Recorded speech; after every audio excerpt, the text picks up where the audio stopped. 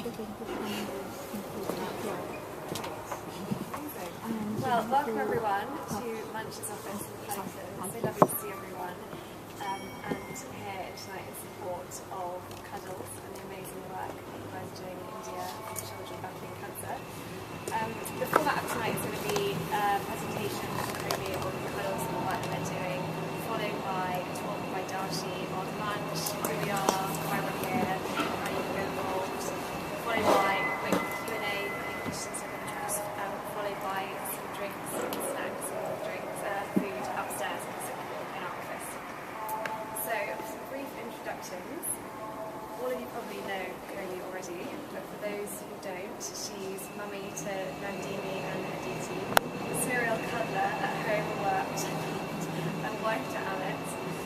She started her career in finance supported at KPMG, and after years of banking experience, she quit HSBC in 2014 to spend time with her children.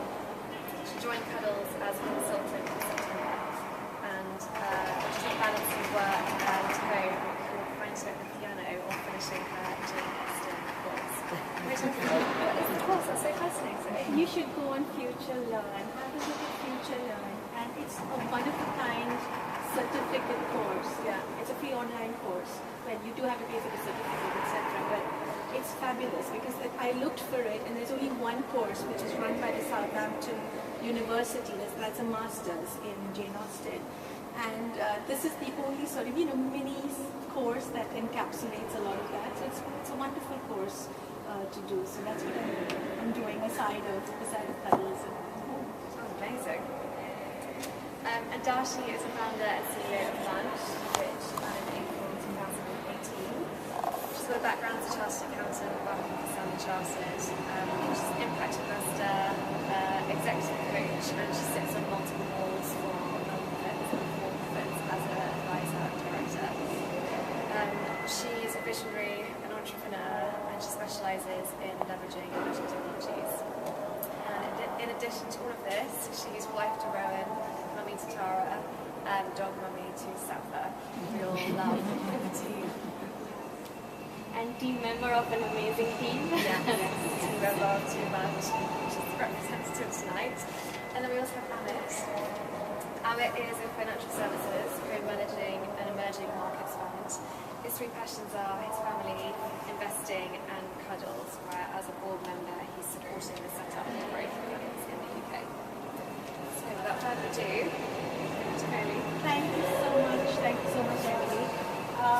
First of all, a very, very warm welcome to all of you for coming here, making it tonight. It's very hard to leave your kids at home, I know, after work. So thank you for tearing yourself away from home and coming to hear about Cuddles and what we do with our kids. So the purpose of today's meetup, and I believe it's the first that the Munch team is hosting for an organization that's been empaneled on Munch. It's a first for us here in London as well, and the purpose of today's meeting was just to let you know a bit more about what we do at Cuddles, showcase Cuddles, about the work that we do, how we are trying to improve the lives of underprivileged children with cancer, and of course see how there are ways and opportunities, if there are ways and opportunities for you to engage with Cuddles. So I think the next bit is a bit about my story with Cuddles. I think it's important for everyone to know. Probably most of you know it already. I've been associated with Cuddles since September last year, but I actually started talking about them getting to know them since April last year. And the main thing for me is the cause, and it's all about children. I think from the time I was 5, I wanted tons of babies. I probably would want a netball team of my own. I was always wanting children, and life has other plans, and it was very hard for me to get my Nandini and Aditi, and lots of trials and tribulations, lots of heartache, and that longing somehow morphed into this overwhelming feeling I have that I can't bear to see children suffer. And that's how I started reading about Cuddles, following Cuddles and Purnota Datta Behel, our CEO, on social media. And what is really arresting about Cuddles is all the social media posts that you see about them. You will see children who are very unwell, but at the same time they look happy and they've got nutritious food or some kind of nutritious supplement in their hands, and you know that it is Cuddles that's making that difference. So initially I was just volunteering with Cuddles. I wasn't doing, I just wanted to be a flag bearer, a spokesperson, write about Cuddles, speak about them. But then as time passed, it became a more serious sort of responsibility, and Lodha wanted me on board, which is why I'm now a consultant with Cuddles and spearheading the UK expansion. So in terms of Cuddles, how did Cuddles start?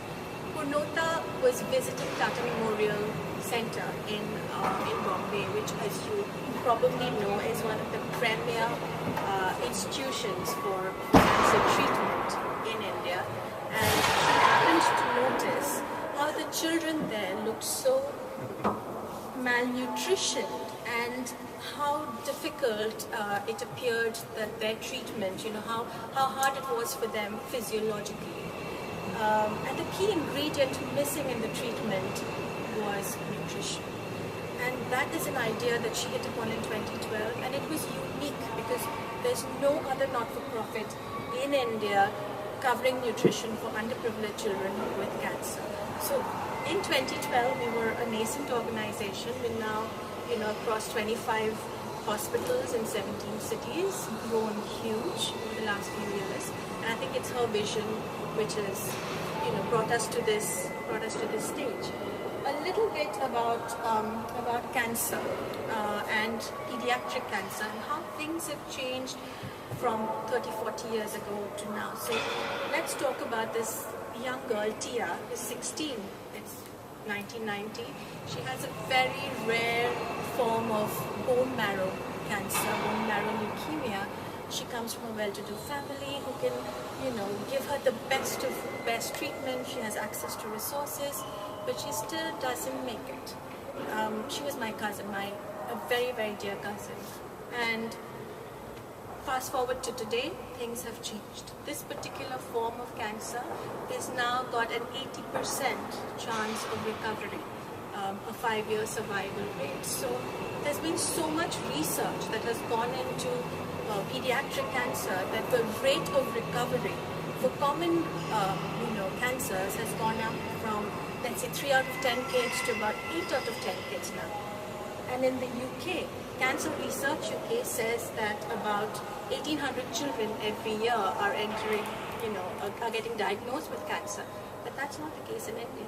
In India, it's 50,000 children every year getting diagnosed with cancer. And what is really distressing and what is really dramatic is that 40% of those children are malnourished at diagnosis, and 8 out of 10 of those children don't make it. And the reason they don't make it is because pediatric cancer treatment, whether it's chemo or radiation, takes such a big toll on the body. These children just cannot cope because they're malnutritioned already. And the reasons for that differ. It could be illiteracy, it's because they come from a rural background, they just don't understand how to spot the signs of cancer early enough. As Amit said to me the other day, a lot of them probably don't even fall within that 50,000 that we're talking about. So we suffer from a lot of lack of data. And I think Cuddles being in this space and the kind of sample data that we're slowly collecting is going to help us achieve more impactful and more data to evaluate and make meaningful conclusions out of. So, the next slide, of course, is what is our methodology? What do we believe in? We believe that food heals. That's our sort of, core mantra. And we tested that out at Tata Memorial in 2014 when there was a sort of study carried out, and what that showed was that 86% of the children that would earlier have dropped out of cancer are not doing that anymore. So there's a drop in abandonment rates. So children continue with their treatment simply because they're more nourished, they're stronger. And I visited quite a few Cuddles hospitals so far, and the recent one that I did was at Bhagwan Mahavir Hospital in Jaipur. And it's amazing to see, these children are coming from far and wide. They're coming from UP, they're coming from Bihar. And their families really, by the time they come in to the hospitals, they don't have enough funds to be able to feed them. And when the Cuddles nutritionist walks in with a pack of lassi, you should see these children's faces. They are so excited. So the Cuddles nutritionist has her coat on. She looks very professional. They are so excited. So the Cuddles nutritionist has her coat on. She looks very professional. But for these kids, it's just Didi, right? And this is what I think makes Cuddles so special. I think you can see the effect of your contribution, your work, the giving that you do. You see it instantly, simply because it's instant gratification. You see the effect of what you're doing in the lives of those children. So I think this particular study is only going to get we're going to get more impactful data as we go along. We already have Columbia University interested in what we're doing. So I think it's going to be more of this to prove why Cuddles is sort of doing path-breaking. So why support Cuddles? We are a national award-winning non-profit. The new clinical nutritionist form the backbone of Cuddles. I think we're the only not-for-profit so far on the National Cancer Grid. The National Cancer Grid has been set up by the Government of India, and it is administered by Tata Memorial. We're the only not-for-profit that has been onboarded or empaneled on there. And what the National Cancer Grid does is it standardizes, the work that's been done by hospitals that are providing cancer treatment, research centers, doctors, practitioners. So there is a sort of standard way adopted across cancer treatment and research. So we're the only sort of entity that's on there. And we have, of course, MOUs with major hospitals across the country. Again, that's our mantra, food X medicine. I think we just believe in that the clinical outcomes of children that are in cancer treatment are far, far improved once the nutrition aspect is dealt with. We won the President's Award for Child Welfare in 2015 as Lodha, our CEO, and more recently UNGC awarded us last year in consort with Akshay Patra for being able to sort of eradicate hunger. I think that's an SDG, hunger, and Dashida's probably going to speak about the SDGs in her chat. We are well established, we've got international recognition now, and being on Munch again is some form of validation for us, international validation. And the backbone of Cuddles are these young people. They are all nutritionists who have master's degrees. They are thought leaders because they present at international forums like the International Society for Pediatric Oncology. They are award-winning nutritionists, and I think we realize that investing in them is always going to be a sort of key area for us. So those are our nutritionists. In terms of what we do in the Food Heals program, again, there's 4 different pillars. So initially when a child comes in, we diagnose their grade of malnutrition. We look at the physiological aspects of a child, their nail, hair, etc. We look at their blood reports, biochemistry, and then we decide based on WHO guidelines whether, what level of malnutrition they are at. And based on that, there's a calorie chart that is devised. We look at whether they should get, nasal drip feeding, whether they should have an actual drip feed with amino acids and sort of key fluids that they need, or it's just simple upgrading of their daily calorie intake. The other thing that we do is hot meals. So, for instance, we don't have our own Cuddles kitchen, but we use people like Calorie Count in Mumbai who supply food to JB Batik.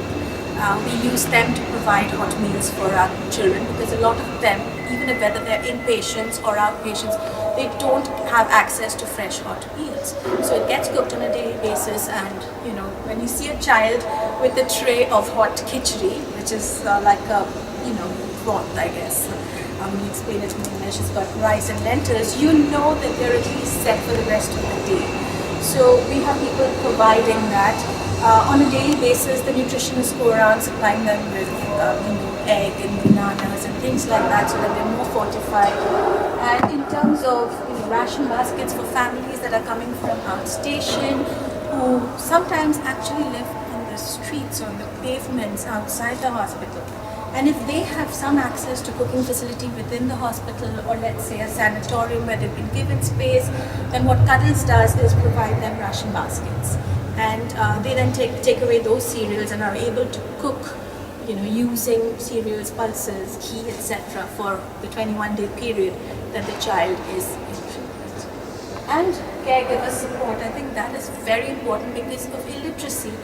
The families are so ill-equipped to deal with very basic things that come to us so naturally, like hygiene, but also sometimes things like what kind of food should you be giving your child. For a child suffering with cancer, there's no sense in feeding them lush strawberries, because the skin of the strawberries has sort of absorbs so many chemicals and other things, whereas a banana is a much safer, is a much healthier option for those kids. So Cuddles has its own booklets. We sit down with the families and parents whenever we kind of schedule these regularly in every hospital.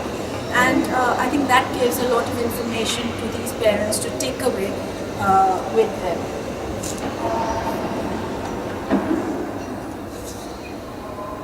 So this slide is basically what we talked about, assessing malnutrition. We look at their grade of malnutrition.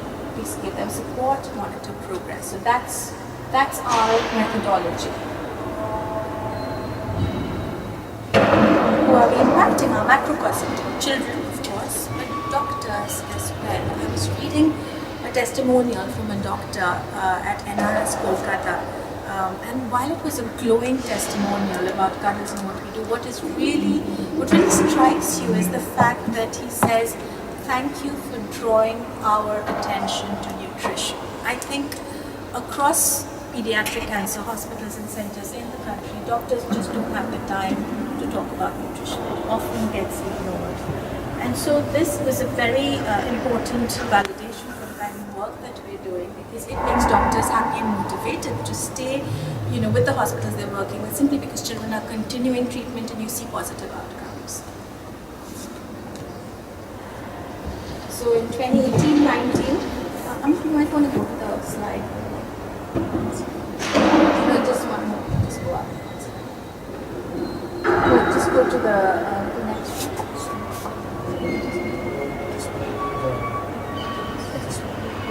Yeah, this one. So in terms of impact, if you see, we were at 18 hospitals in 2017-18. We've grown to 25 hospitals in a year. Sort of widening reach in terms of councils as well. We realized that just the figure there in 2017 shows 35,000 children that we actually impacted. But we realized that figure is not representative, because it's not calculating or not estimating every time we have an interaction with the child, because it's not just an in-meal or ration baskets, it's also counseling.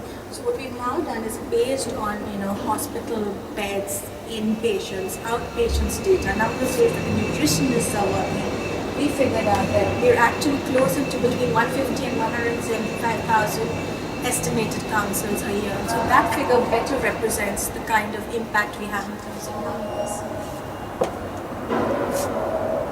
In terms of reach, the blue dots represent the sort of newer cities and states that we've sort of expanded in. And I think what's very key to note here is we're now going out further from our comfort zone. So we were in Srinagar, we are in Guwahati. The northeast is a very neglected sort of part of the country, whether it's from, and an economic perspective or from a not-for-profit perspective. But we are in Guwahati. Next year we plan to open 3 more centers, and that's primarily because the Tata Trust, Tata Memorial Hospital, is expanding there, and because we're so comfortable working with them, they know us, we're going to be expanding in the Northeast as well. Tech for Impact, I love this bit. This is something that we've developed in-house. So it's an in-house app developed to sort of monitor exactly what we spoke about, our methodology. So how do we do it? All of the grades of malnutrition at diagnosis are fed in. The child's treatment, their biochemical parameters, etc. is all fed in. And based on guidelines set out by WHO, we're able to figure out exactly how many calories children need to be able to reach a level of nutrition that would help them get through a cancer treatment. And what's really unique about this Tech for Impact, our Food Heals app, is that at the Infosys Arohan Social Awards, which were held last year, we were selected out of 900 applicants, and we made it to we were finalized out of those 900 applicants, and it's been rolled out in 10 hospitals. So I think that's because it's homegrown, we were front runners, we've developed that technology in-house. What that's done is opened up interest from a lot of people who want to know how that's being used. In fact, we are in talks with this Dutch hospital, which is a front runner in pediatric cancer, and they want to look at using our app successfully in some of the countries that they operate in, like India. Who are our supporters? Tata Trust. They joined last year in terms of signing up an MOU with us. They are going to support the salaries of all of our nutritionists for the next 3 years. It's a very important form of support. I mean, aside of the fact that we work with them wherever they are, what it does is it brings in a lot of vigor and a lot of in our reporting, there's a lot of responsibility simply because the Tata Trusts are involved. We also have Goldman Sachs, their logo is not there, but they're some of our bigger supporters. I think in terms of funding and donations, the corporates are probably one of our bigger. That's where the funding comes from. But having said that, individuals have a different connect, and individuals are always a different sort of market, not even market, I would say. It's a different microcosm, a different world altogether for us, and we rely on individuals very heavily for our support. So all of this is to bring a smile to a child's face, a child battling cancer, and I think this is what is our mission. We want to make sure that we give every child battling cancer a fighting chance at a cure. So for 2019-20, we want to be 10 more hospitals, 10 new hospitals, out of which, as I said, 3 will be in the Northeast. We want to make sure that we expand not just in terms of hospitals, but also in terms of our donors, our funding base. We are setting up an office in the Netherlands because we want to tap into the CSR efforts and corporates there. Another office in London once Brexit is a bit clearer and we have our structure sorted out. I think London is going to be another key focus area for us. In terms of impact measurement, that's again a very key area of focus for us, simply because we think monitoring and evaluation is very important for sustained and continued funding. And some of that data, because we're sitting in a minefield of all of that using our tech, is going to be quite interesting to see what that data comes out as. In terms of knowledge, as I said, we're talking to different hospitals in terms of sharing knowledge and seeing where we can work together. So those are our goals for 1920. I just want to play a little audio visual for all of you.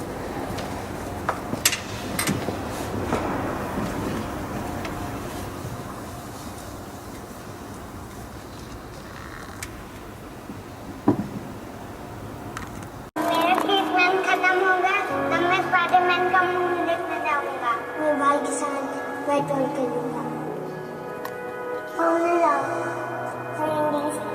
को मिलूंगी।